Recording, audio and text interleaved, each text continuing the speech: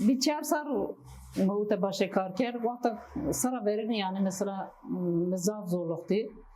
Hani ailezi ailesi ki karşı vereceği mesela ailemiz karşı vereceği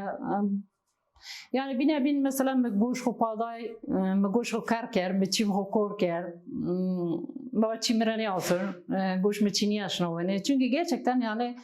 hani aziyuciniya tamam mizwaştın yani mesela eski tuturuşa vesaire yani mesela hani çi huboniya hayat huboniya rahat ede huboniya ama yani sonuçta mesela yani yana kaptayna yo nonko kazanmış kana yani aybına çiçün yani göre yani mesela Mehmet çiçim hupaday ondan sonra bir çer sarız kaptayna herhangi bir yoksa yani sara verin gerçekten mizah zorluktu mizah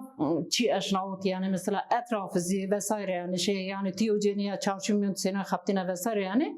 hiç kalani görüt yani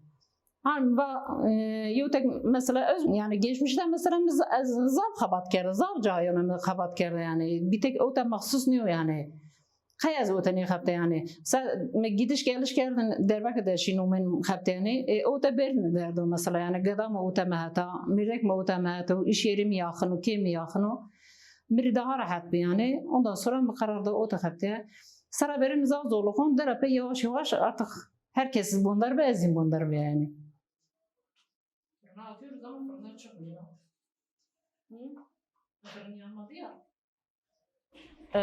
Tek ceni gil tanani yani bütün ceni yani mesela az pironuca ceni piron beni ceni gil beni edo beni vesaire yani